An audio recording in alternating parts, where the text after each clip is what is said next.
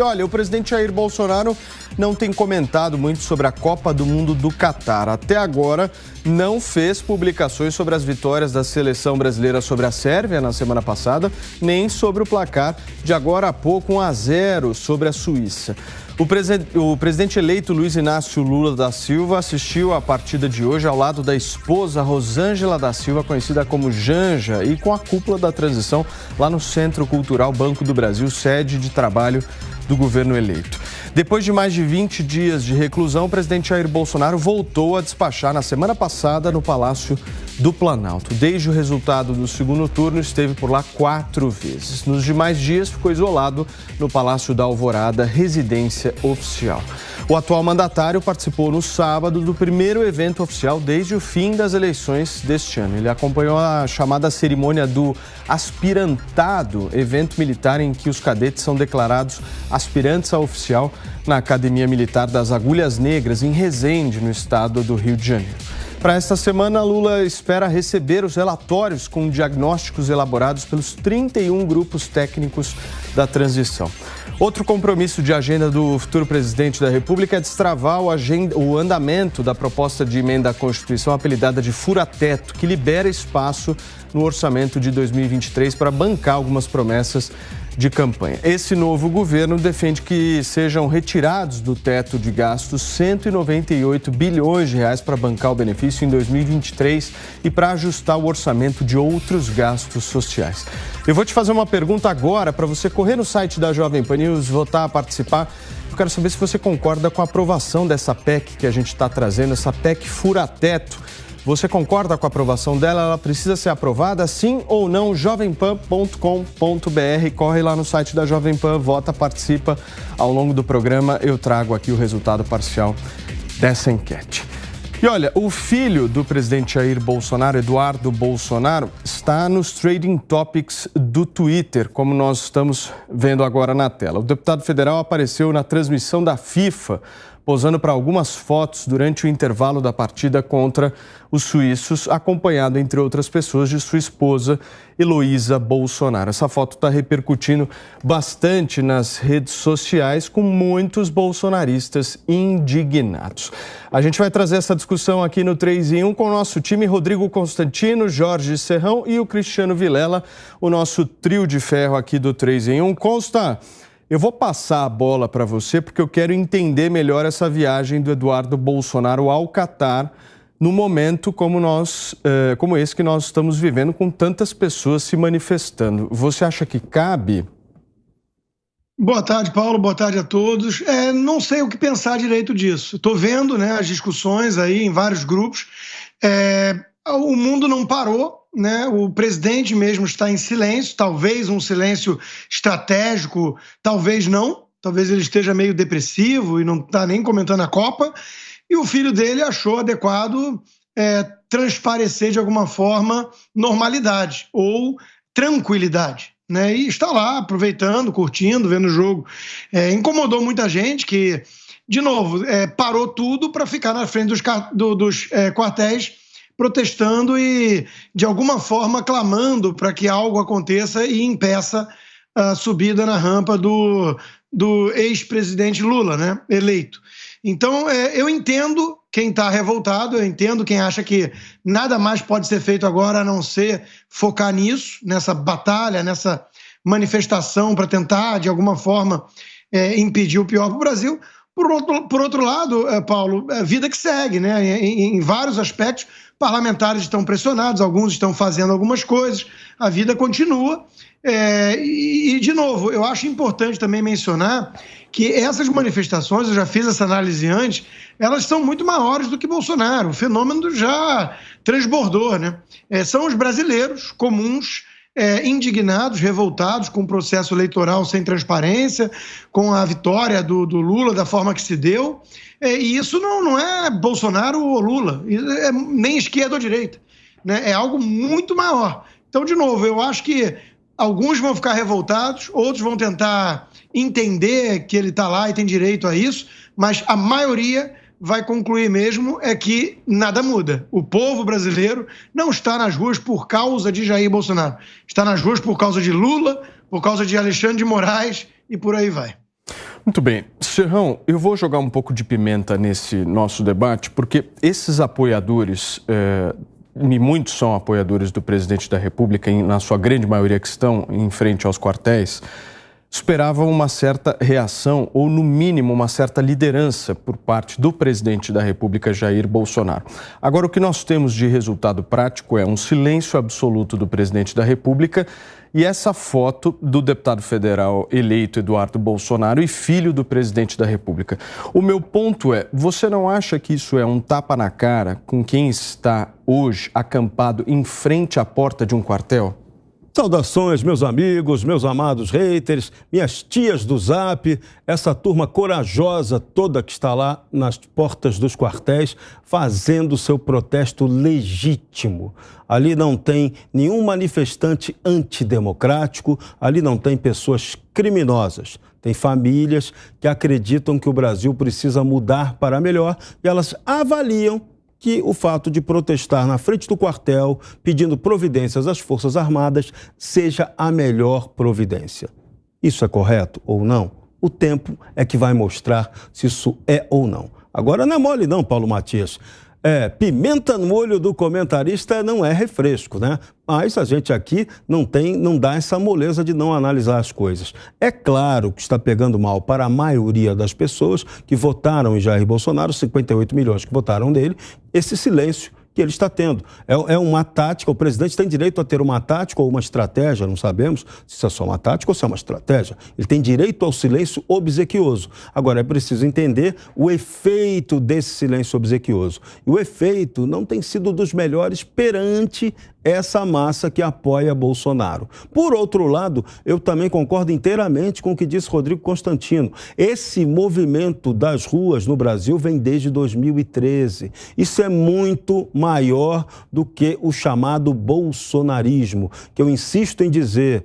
Insisto, vou bater nessa tecla até o fim. Não existe bolsonarismo. Essa doutrina absolutamente não existe. Existem pessoas que acreditam no presidente da República, mas isso é diferente de você chamar de bolsonarismo. E as pessoas que estão ali fazendo o seu protesto, elas estão querendo um Brasil que tenha liberdade, um Brasil em que o judiciário, a cúpula do judiciário, respeite a legalidade, respeite a Constituição e haja com equilíbrio, não para aumentar a crise institucional tendo hegemonia sobre os demais poderes, o Executivo e o Legislativo. As pessoas na rua estão percebendo que isso está prejudicando o Brasil, por isso elas estão lá protestando. E também aquela turma que está lá está absolutamente descontente com a eleição de Lula.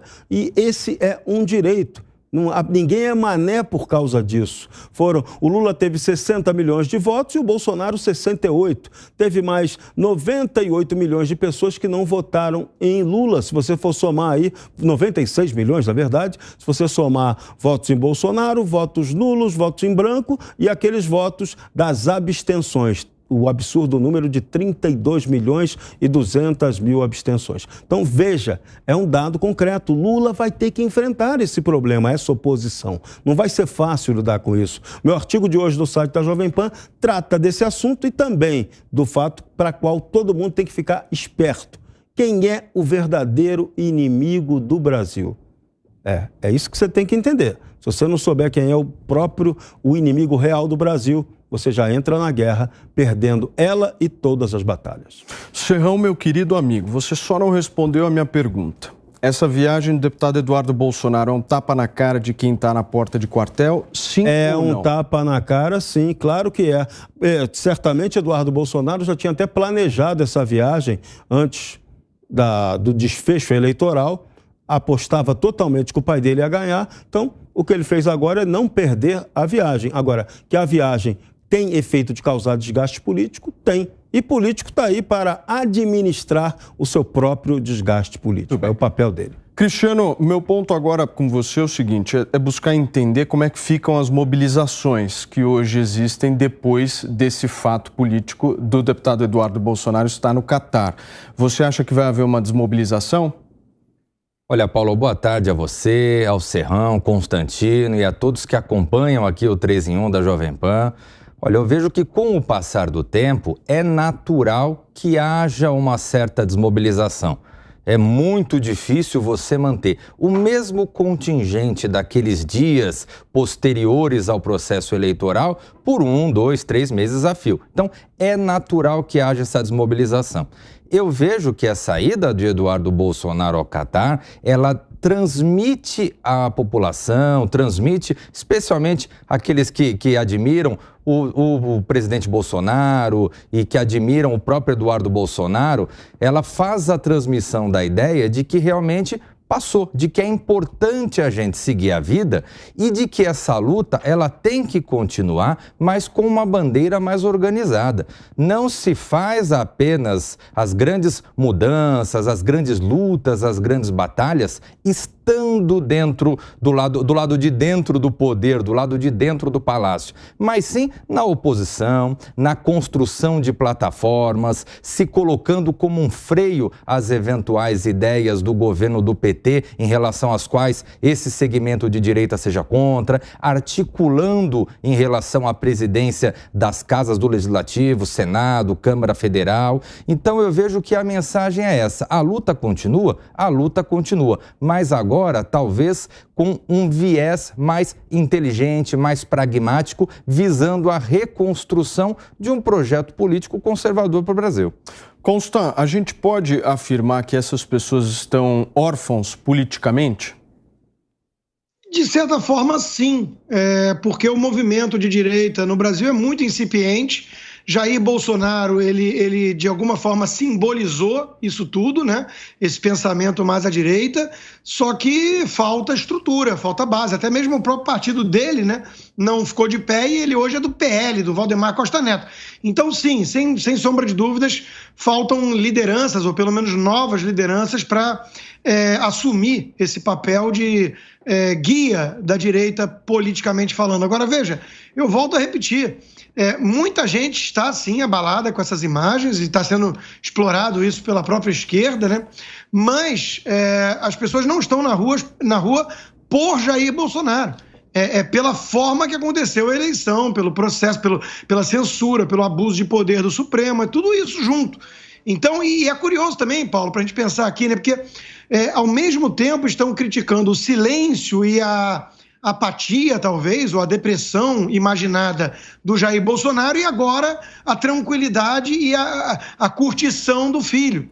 Quer dizer, são mensagens contraditórias, né? Então, de novo, o que a população quer? Que a família Bolsonaro transmita tranquilidade nesse momento ou pânico, desespero? Então, se o Eduardo está curtindo, está tão tranquilo a ponto de curtir a Copa, provavelmente com uma viagem já contratada, como disse o Serrão, talvez é sinal de que ele não está tão preocupado assim com, por exemplo, uma prisão iminente da sua família, do seu pai mesmo, né? Assim que o Lula assumir.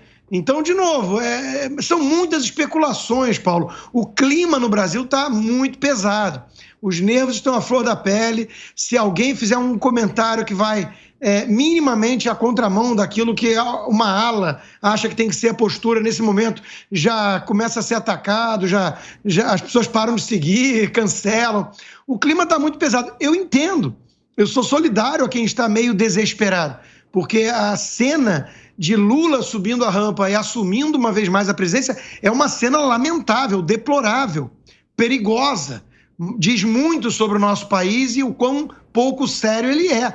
Então as pessoas estão desanimadas ou desiludidas ou colocando as esperanças em algum milagre, em alguma coisa que vai acontecer nos próximos dias. Aí vê o filho do presidente curtindo o jogo em Catar, pronto, né? Fica aquela sensação de ducha de água fria. Agora, de novo, isso não é um bom argumento, né? Ele não liga para o país porque ele está lá. Isso é parecido com o pseudo-argumento que fazem contra mim o tempo todo. Eu não posso falar do Brasil porque eu moro na Flórida. Isso aí não me convence, tá? A família Bolsonaro fez muito e entregou muito em relação ao país e encarando essa bandidagem toda, né? Acho que eles têm muitos méritos, a gente deve reconhecê-los e respeitar, né? Agora, podem dar bola fora, podem uma hora ou outra assumir aí uma postura que pareça, de alguma forma, uma ducha de água fria. É do jogo. Serrão, você acha que é do jogo?